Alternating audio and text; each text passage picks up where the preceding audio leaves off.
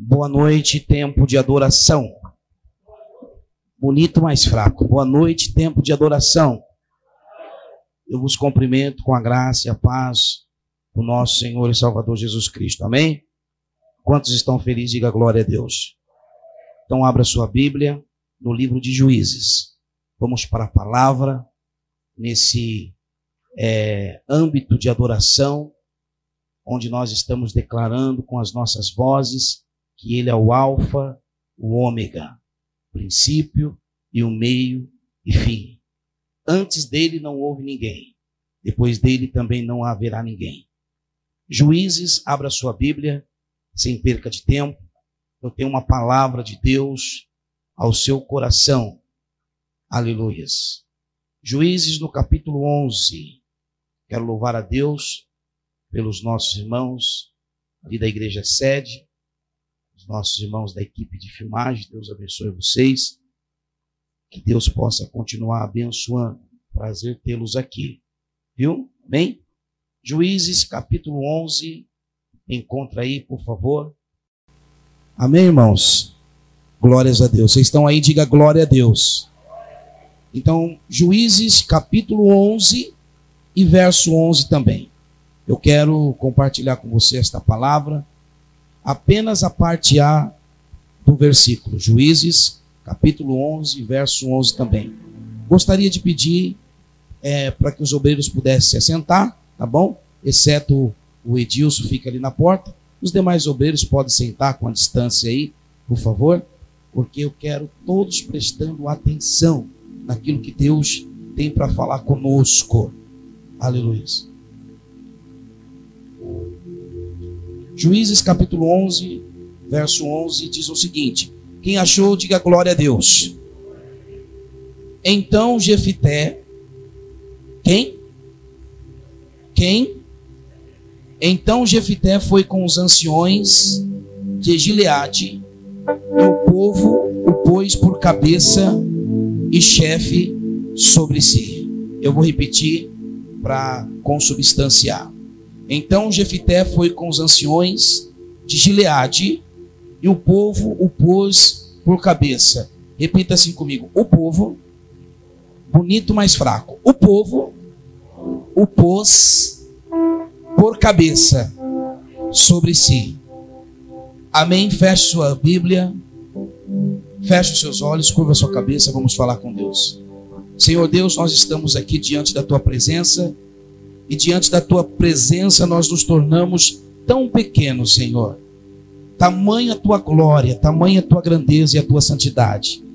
Meu Deus, eu quero lhe pedir que o Senhor venha estar me ajudando a ser um transmissor da Tua voz aqui na noite de hoje. Certamente a palavra o Senhor já tem colocado ao meu coração. Eu quero lhe pedir que o Senhor venha me usar como ferramenta da instrumentalidade do Teu Espírito Santo. Vai repreendendo todo o mal, toda a ferramenta de Satanás, todo pensamento contrário, Senhor, que possa cair por terra e que o Teu Espírito Santo ache liberdade entre nós, em nome de Jesus. Você diga amém. Meus queridos irmãos, baseado nesta palavra que horas acabamos de ler, eu quero pregar subordinado ao tema a recompensa pela rejeição. A palavra de hoje é uma palavra que ela tem endereço certo. Ou seja, quem sabe a palavra de hoje não vai atingir todos os irmãos, porque a palavra é direcionada. O Espírito Santo falou comigo que existem pessoas específicas aqui que precisam ouvir esta palavra, tá certo? Talvez você entrou aqui e vai tudo bem na sua área financeira, vai tudo bem na sua área familiar, vai tudo bem na sua área conjugal, na sua área emocional. Se vai tudo bem, glórias a Deus por isso. Eu peço um pouco de paciência para você, porque Deus tem falado ao meu coração que adentrou aqui pessoas com o psicológico abalado. Pessoas que num culto como este um culto onde o louvor já pôde enaltecer ao nome do Eterno, não conseguiu sentir ainda nem um pouquinho da glória de Deus. Não conseguiu sentir ainda nem sequer um arrepio na espinha. Também pudera tantas provações, tantas circunstâncias que vêm de encontro à sua vida, fazendo com que você queira desanimar. Mas eu tenho uma boa notícia para você aqui. Então, eu lhe digo, impulsionado pelo Espírito Santo, logo na introdução dessa mensagem, que você que entrou aqui e está nessa situação, quem sabe você está vivendo problemas dia após dia, o meu Deus, o teu Deus, Ele vem aqui nessa noite, Ele entra na sua causa, Ele entra na sua situação, e quem sabe todos os problemas que você tem passado, emocionais, ocasionado pela rejeição. Quem sabe você foi rejeitado pelo seu pai, quem sabe você foi rejeitado pela sua mãe, quem sabe você foi rejeitado por qualquer ente querido ou por um amigo, mas o Senhor manda lhe dizer que Ele entra nesse mar de solidão da sua vida hoje, te arranca dali com os braços fortes e te faz ir para os lugares altos. E aqueles que quiserem te ver a partir de hoje vão ter que comprar um óculos especial, porque vão ver você lá na frente voando nas asas do Espírito Santo. Só quem acredita nisso, levanta a mão e glorifica ao nome do Senhor Todo-Poderoso. Fale para 3 pessoas, Deus vai mudar a sua história. Fale para 3 pessoas aí, Deus vai mudar a sua história.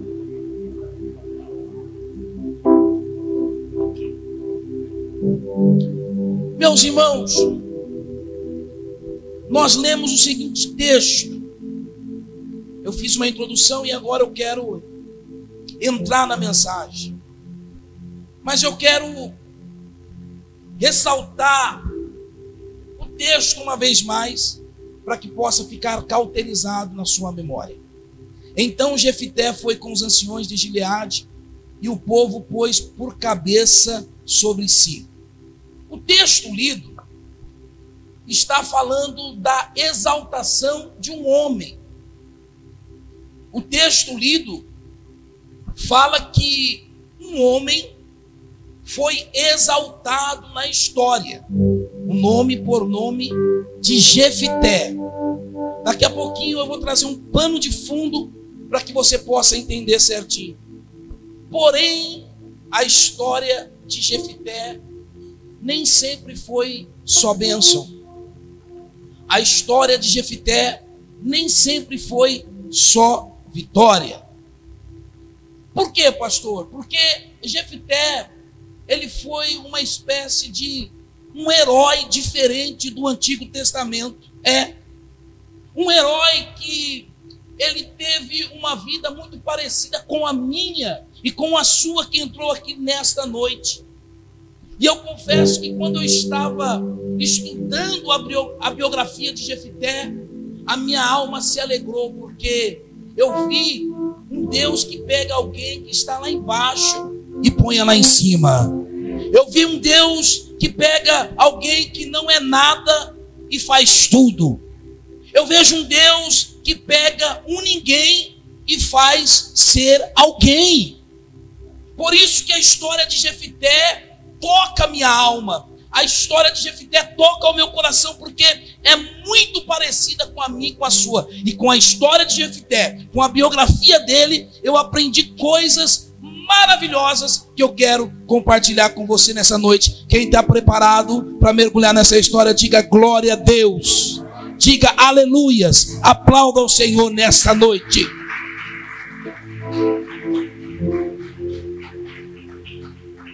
Pois bem, queridos, vamos continuar. Quando eu olho para o livro de Juízes, nos capítulos 10, 11 e 12, eu vejo a história de Jefité. A Bíblia nos faz entender que Jefité ele aparece na história ainda um menino.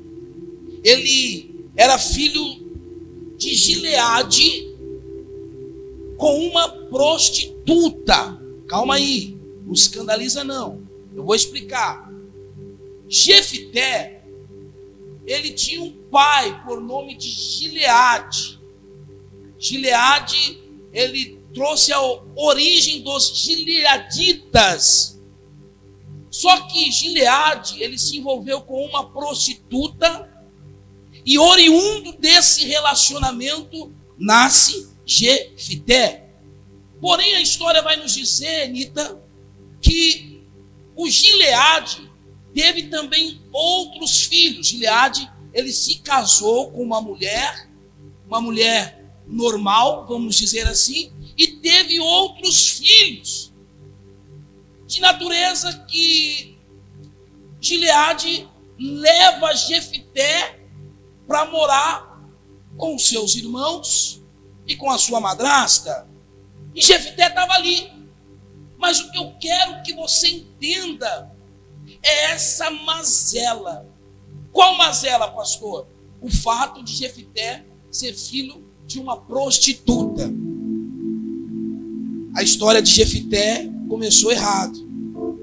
A história de Jefité tinha tudo para terminar errado. Por quê, pastor? Porque vamos ver a conotação que tem uma prostituta. O que é ser uma prostituta? Antigo Testamento. Eu fui ver, está escrito assim: prostituta era um dos mais graves males para a família e para a sociedade no Antigo Testamento. Logo, uma prostituta, ela era envergonhada. Consequentemente, o filho de uma prostituta também era humilhado. O filho de uma prostituta não podia andar com a cabeça erguida, porque todo mundo olhava para ele e dizia: ah lá, já vai lá o filho de uma mulher da vida, já vai lá o filho de uma prostituta. Aí eu começo a imaginar como não era a vida do Jefité dentro daquela casa, pois pelo fato de ele ser um filho diferenciado, ou seja, o filho de uma prostituta, com certeza Jefité, ele não era o filho preferido daquela família, não. Aí eu estava estudando essa mensagem, eu lembrei de um conto de fada chamado Cinderela. Quem é dos anos 80, os anos 70 aí conhece. Não vou pedir para levantar a mão para não envergonhar ninguém. Mas diz o conto, Luiz, você conhece, Luiz, o conto de Cinderela. Que Cinderela era filha do pai dela, pai legítimo, não é isso? E tinha uma madrasta e as suas irmãs bastardas. E ela morava naquele meio ali. E o conto nos diz o seguinte, que a Cinderela, ela era rejeitada, Ricardo. Você sabe disso, Ricardo? As irmãs de Cinderela podiam sair para ir no cinema. As irmãs de Cinderela podiam sair para ir para a balada. Mas Cinderela não. Por quê, pastor? Porque Cinderela precisava ficar fazendo os serviços pesados da casa. Parece que eu começo a imaginar a Cinderela lá esfregando o chão da sua casa, as irmãs indo dar um rolé, e Cinderela, só pelo fato de ser a irmã bastarda, tinha que ficar fazendo os serviços pesados. E com Jefité não era diferente, não. Ele era desprezado, ele era rejeitado pelos seus irmãos. A história nos diz, e eu começo a entender, que Jefité, ele tinha tudo para ser um camarada frustrado, tinha tudo para ser um camarada revoltado. Mas um dia Deus resolveu entrar na história de Jefité. Eu não sei como você entrou aqui, querido, eu tenho certeza certeza que a palavra está atingindo alguém. Talvez você entrou aqui e tem sido acometido de rejeição pelos seus próprios entes queridos, mas o Senhor lhe trouxe aqui para lhe dizer: ei, eu tenho percebido, eu tenho contemplado toda a aflição, toda a rejeição que você tem passado lá no meio do seu convívio, e fica tranquilo, porque eu vou entrar com misericórdia na sua vida, e todos vão ver que eu sou Deus que zelo por você, todos vão ver que eu sou Deus que guardo você, todos vão ver que eu sou Deus que protejo você, todos vão ver que eu sou Deus que tenho um carinho, que tenho um chamado, que tenho algo grande para você. Se você acredita nisso, levanta a mão e dá uns 30 segundos de glórias a Deus aí. Adora porque Ele é, adora porque Ele faz, adora porque Ele tem um plano na sua vida e te trouxe aqui para falar com você. Aleluias. Não vai acabar assim, não vai terminar assim. E quando eu começo a estudar a Bíblia, começo a viajar na maionese. Começo a imaginar Jefité chegando um dia em casa, todos os seus irmãos, só por parte de pai, estão na mesa comendo.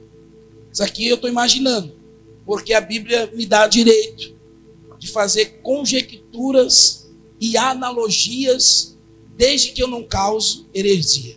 Então não vou causar heresia não, mas eu começo a imaginar os irmãos de Jefité, o pai de Jefité, a mãe de Jefité se assentados na mesa para comer, e eles estão comendo, e junto com a comida eles estão compartilhando de uma conversa gostosa. Aí Jefité chega, vai até o fogão, põe um feijão, põe um arroz, e quando Jefité vai se assentar na mesa, todos se levantam. Por que isso, pastor? Por causa da rejeição. Você consegue imaginar a expressão de Jefité? Olha o que eu imagino. Eu imagino Jefité chegando na rua, e quem sabe ele está ali, e tem um timinho de futebol ali, e ele: ei, deixa eu jogar, tem uma vaga aí, posso entrar? Os caras: não dá para entrar não, você é filho de uma prostituta. A história me dá direito de pensar isso, porque prostituta era um dos mais graves males do Antigo Testamento. A mulher da vida não tinha valor nenhum. Jefité, quem sabe, chega no finalzinho da tarde, seus irmãos estão ali na calçada de casa conversando, e quando ele chega querendo ali se entrosar com seus irmãos, querer de fato fazer parte daquela família, e ele chega para conversar: vocês estão falando o quê? Sabe quando você chega numa rodinha, no assunto, todo mundo fica quieto, o silêncio toma conta ali. Eu fico imaginando como não deveria ser as noites de Jefité, olhando para o teto. O único amigo dele era o travesseiro, que consolava ele chorando ali. Ele era um menino ainda. A história diz que ele tinha de 13 para 14 anos. E ele chorando no travesseiro e perguntando uma pergunta que não quer calar. A mesma pergunta que muitas vezes você faz também: Deus, por que eu? Não é assim? Deus, por que comigo? Olha o Jefité olhando para o teto, os irmãos dormindo gostoso, ele com a noite de insônia, não conseguindo dormir, fala: Deus, por que eu? O que eu fiz? Que culpa que eu tenho de ser filho de uma prostituta? Então eu começo a imaginar a angústia tomando conta do Jefité. Aí ele se depara com uma situação mais ou menos igual à sua. Estou falando que a mensagem de hoje tem endereço certo. Como assim, pastor? Você está rodeado de pessoas, mas se sentindo tão sozinho. Rodeado de pessoas, mas se sentindo tão sozinha. Por quê? Porque a rejeição dói. A rejeição machuca. O momento de rejeição nós não entendemos o porquê nós estamos passando. Mas existe um texto bíblico que diz as coisas que acontecem agora nós não entendemos. Mas nós vamos entender lá na frente. Você não está compreendendo nada da sua história. Mas Deus, Ele está no controle dessa situação. E toda essa situação discriminadora vai passar. Deus não te chamou para ser humilhado a vida inteira.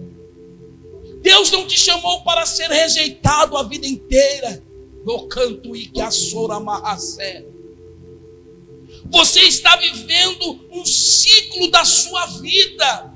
E esta situação que você está vivendo, diz o Senhor dos Exércitos, que servirá de experiência para você mais tarde poder ajudar alguém. Poder aconselhar um casal, poder aconselhar um jovem, poder aconselhar uma família. Aleluias! Glórias a Deus. Ao falar de rejeição, eu me lembrei de algo aqui, pastora Leninha. Eu me lembro que há muitos, mas muitos anos atrás, nós temos aqui no interior 10 anos. 10 anos.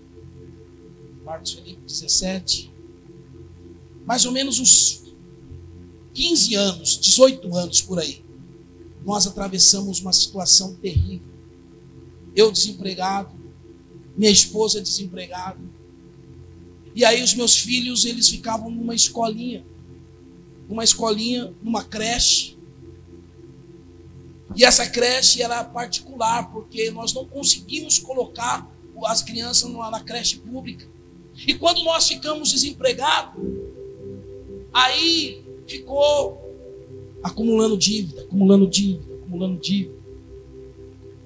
Aí a diretorinha da escola, a dona da escola, chamou a gente e falou assim: tem uma proposta para fazer para vocês. Pois não. Olha, nós estamos precisando de alguém para fazer a limpeza da escola. Pensa numa escola grande. Pensa numa escola grande. E aí nós aceitamos para pagar a dívida, sem receber nada. E aí nós começamos, coitada da pastora Leninha. Tinha 3 andares a escola, subia a escada, descia a escada. E os funcionários da escola humilhavam. E eu me lembro que um dia eu, pastor Alex Gabriel, estava limpando uma privada da escola. Não tem vergonha de falar não, porque é testemunho. Eu estava ali esfregando uma privada da escola e era horário dos pais buscar os filhos. Você lembra, pastor? Eu estava esfregando ali a privada e passou uma mãe, olhou para mim dentro do banheiro esfregando aquela privada e falou assim: ei, que legal, hein? Lava direitinho, porque se ficar bom, eu vou te levar para lavar a privada lá da minha casa. E aquilo ali, eu baixei a cabeça e falei: Deus, que humilhação é essa? Já era crente, já pregava a palavra, mas eu estava passando por essa adversidade existencial que no momento eu não entendia e doía. Sabe por que dói? Não dói o seu físico, não dói a sua carne, mas dói a sua alma. A humilhação da rejeição. Só quem já passou por rejeição sabe o que eu estou falando. As pessoas te olhando de cima, te desdenhando, achando que é melhor que você. Eu vou contar aqui para vocês. Estamos aqui num culto gostoso de quarta-feira. Teve uma vez, isso é já aqui no interior. Estávamos passando uma dificuldade terrível. E eu fui vender DVD de desenho bíblico, porta a porta. E eu tinha profissão, trabalhava, já tinha sido gerente de ótica e tinha sido gerente da empresa Claro TV. Mas só que as portas se fecharam. E aí, para levar o alimento para minha casa, para minha família, eu fui vender reproduções. Lembra, amor? Antigo Testamento e Novo Testamento. Porta a porta. E uma luta debaixo de sol quente. Um dia, uma clínica dentária me chamou. Não sei se é assim que fala. Deve ser, né? Clínica odontológica. Me chamou a secretária. É o seu Alex Gabriel, sou eu. O senhor quer participar de um processo de seleção aqui? Qual vaga? Gerente, estou vendo no seu currículo. Você já participou de 2 empresas como gerente. Falei, eu vou. Mas só que a vaga, Elcio, a entrevista era só 4 horas da tarde. E eu não podia perder o dia. Fui bater de porta em porta o dia inteiro. Minha esposa fazia aquela marmita, parava nas praças, corria. E nesse dia eu levei uma camisa social para da rua e fazer a entrevista. Eu me lembro que eu fui fazer essa entrevista, todo suado, cheguei, troquei a camisa, fui no banheiro, dei um talento, passei um paninho debaixo do sovaco, desodorante, levei tudo certinho, até que fiquei bonitinho, até que fiquei jeitosinho.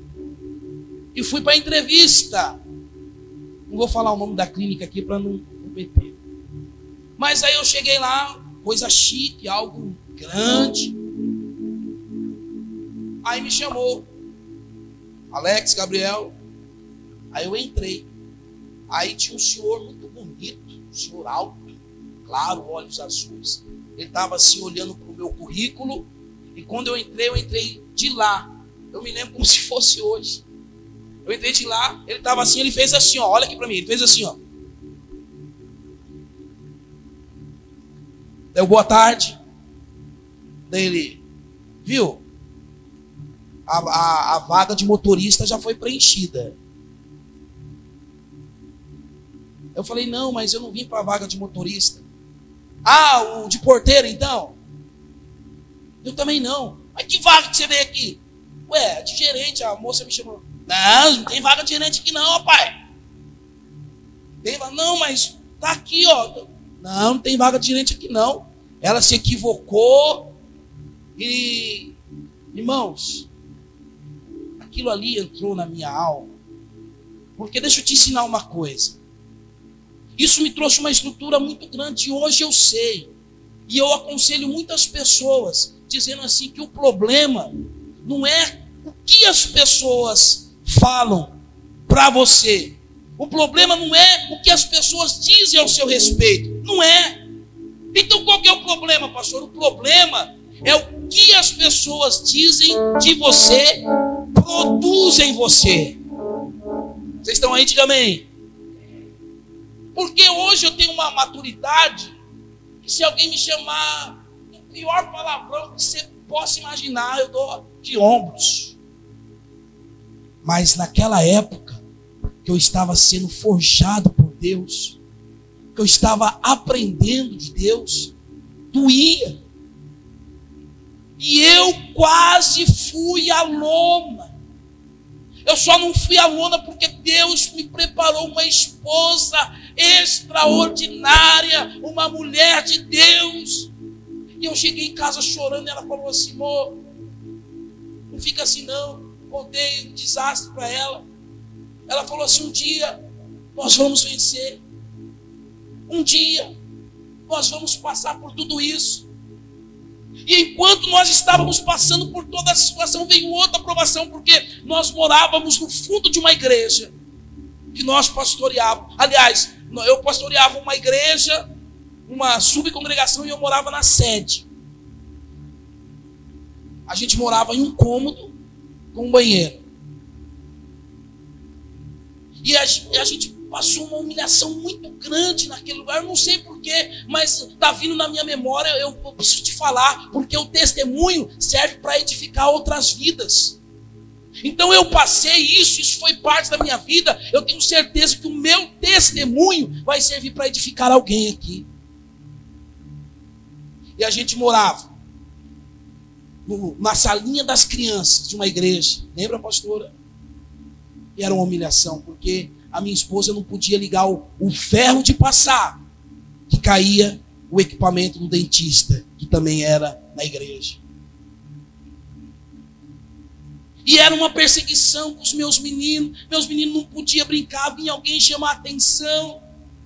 E um dia eu ouvi alguém dizer: será que esse povo não se toca, não? Será que esse povo não está vendo que aí não é lugar para morar? Eu ia para casa chorando. Muitas coisas eu falava para ela, mas muitas coisas eu não falava. Então, queridos, a rejeição machuca. A rejeição dói. Só quem já passou por rejeição sabe o que eu estou falando.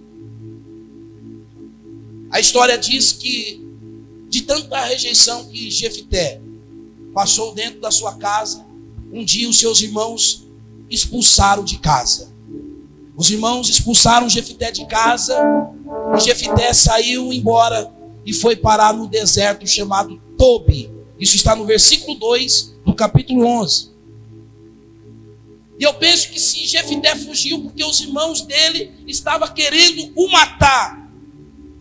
E nesse deserto a história nos diz que Jefité, ele aprendeu a ser um homem mau. Ele aprendeu a ser um homem sanguinário. Porque a provação, se Deus não tiver misericórdia de nós, produz em alguém um ser humano ruim. Se Deus não tiver misericórdia, e se essa pessoa não tiver base bíblica, a provação vai levar o camarada para ser ruim. E Jefité aprendeu a ser um homem sanguinário. Jefité aprendeu a ser um homem matador. E ele foi parar no deserto. Por conta de influência de amigos, no deserto ele aprendeu a ser mau. No deserto ele aprendeu a ser sanguinário. Só que tem o seguinte, irmão, estou terminando com você. Escute. Você que é minha ovelha já aprendeu comigo que a etimologia da palavra deserto é lugar aonde Deus fala. Então, Deus não te levou para esse deserto para te matar. Muitas das vezes Deus nos leva para o deserto porque nós estamos agitados demais. Nós estamos querendo vender, nós estamos querendo comprar, nós estamos querendo produzir. E Deus, neca de Catibiriba. Então Deus fala assim: olha, eu vou precisar levar este meu filho para o deserto. Para quê? Só para mim falar com ele. Por quê? O que tem para fazer no deserto? Nada. E aí que eu fico atento aos ouvidos, à voz do Senhor. Meu querido, eu quero liberar uma palavra profética na sua vida. Esse deserto existencial da sua vida não é para te matar. Deus não te levou para esse deserto porque Ele te odeia. Deus não te levou para esse deserto porque Ele tem raiva de você. Não, Ele te levou nesse deserto porque Ele quer ter uma experiência além contigo. Ele precisa falar contigo. Ele precisa ser ouvido seu. Ele precisa ter um relacionamento com você. Algumas pessoas que estão aqui, Deus está dizendo: eu tenho saudade de quando você conversava comigo. Eu tenho saudade de quando as suas lágrimas rolavam lavando louça. Eu sinto falta do nosso relacionamento. Eu senti falta. Aonde está você? Aonde está você? Aí Deus entra no jardim do Éden e diz: Adão, aonde estás, Adão? E Adão estava escondido atrás de uma árvore. escondido a sua nudez com folhagens, porque estava com vergonha de Deus. E aí está você, não tem nem mais força para falar com Deus, não tem nem mais força para orar. Quem sabe você está com vergonha de Deus, quem sabe você está tão aprofundado nesta circunstância, nesta situação, que você está com vergonha de falar com Deus. Mas deixa eu dizer uma coisa para você. Os egípcios perseguiram os israelitas no deserto. Jesus foi tentado no deserto. E no deserto que Jefité passou, ele conheceu alguns indivíduos que influenciaram ele a ser um assassino. Meu irmão, eu quero que você entenda que você precisa absorver lições boas de tudo isso que está acontecendo. Eu quero que você entenda que Deus, Ele prova, Deus, Ele corrige todos aqueles quanto Ele ama. Então, se Deus te levou para o deserto, é porque Ele se importa com você. Se Deus te levou para o deserto, é porque Ele quer ter um grau a mais de intimidade com você.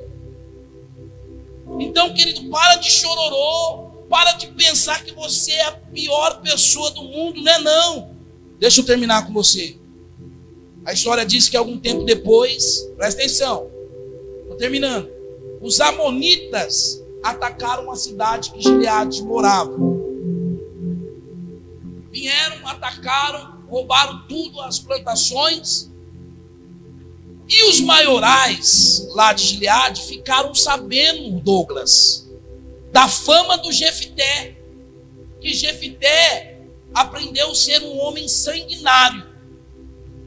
E eles pensaram assim, presta atenção, senão você vai perder. Eles pensaram assim: rapaz, vamos atrás de Jefité para ele lutar ao nosso favor. Jefité estava lá no deserto, fazendo maldade, fazendo atrocidades. E lá em Gileade, Deus estava preparando uma situação para honrar o nome de Jefité. Deixa eu dizer uma coisa, você não está nem sabendo, mas em algum lugar aí, em algum bairro, em alguma cidade, Deus está preparando uma situação para honrar o seu nome e você não está nem sabendo. Deus ouviu a sua oração desde o primeiro dia. E Deus está fazendo alguém nascer. Deus está fazendo alguém receber um estudo, uma orientação. Deus está matando alguém para que o seu nome possa ser glorificado. E você não está nem sabendo. Pastor, o que é que eu tenho que fazer? Senhor, eu quero viver a sua história. Estava acontecendo uma situação em Gileade e Jefité não estava nem sabendo. Aí os anciões da cidade foram atrás de Jefité. Jefité, pois não, temos uma proposta para fazer para você. Qual é a proposta? Os amonitas vieram atacar a nossa cidade. E nós ficamos sabendo que você está um cara que não está fraco não. Você está um cara sanguinário, matador. Então nós queremos te chamar para vir fazer parte do nosso exército. Porque se nosso exército vencer, nós colocaremos você como chefe do exército e cabeça sobre o nosso povo. Jefité, mas peraí, deixa eu entender. Foram os meus próprios irmãos que me mandaram embora da minha casa. É por causa dos meus irmãos que eu estou vivendo essa situação. Agora vocês querem minha ajuda?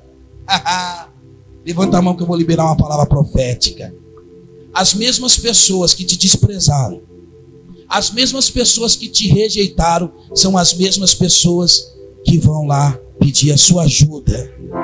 Ei, não é vingança, não é sabor de mel, não é nada, é a exaltação que o Senhor tem para a sua vida. Por quê? Porque você está debaixo de uma orientação profética, você está debaixo de um cuidado pastoral, e a palavra do Senhor aqui é rema, a palavra do Senhor aqui é verdadeira, e Ele manda eu lhe dizer que vai vir exaltação para a sua vida, vai vir exaltação para você. Se prepare, porque a sua vitória vai ter sabor de mel.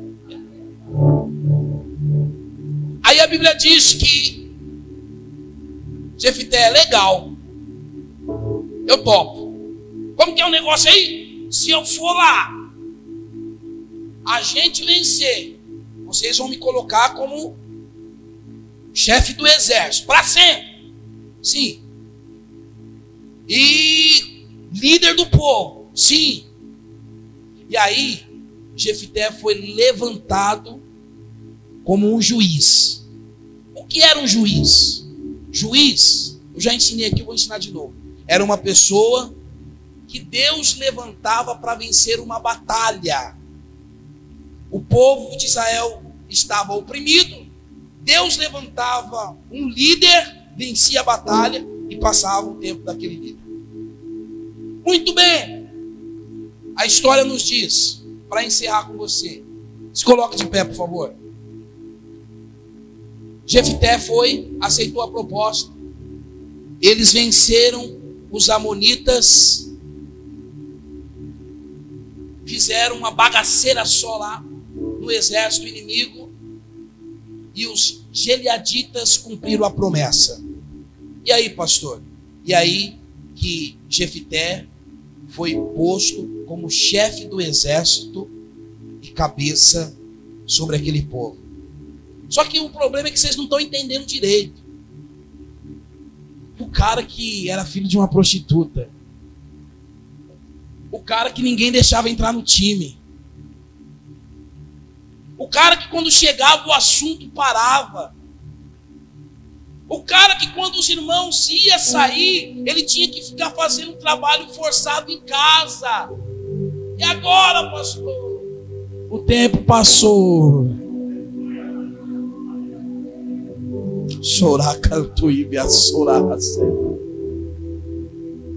O tempo passou. A roda gigante girou. Porque, irmão, nada é bom demais que dure para sempre. Nada é ruim demais que nunca se acaba. A nossa vida é um ciclo. É por isso que eu prego para você nessa noite. Não desista. Não desanima. Não veja a sua situação com os olhos carnais.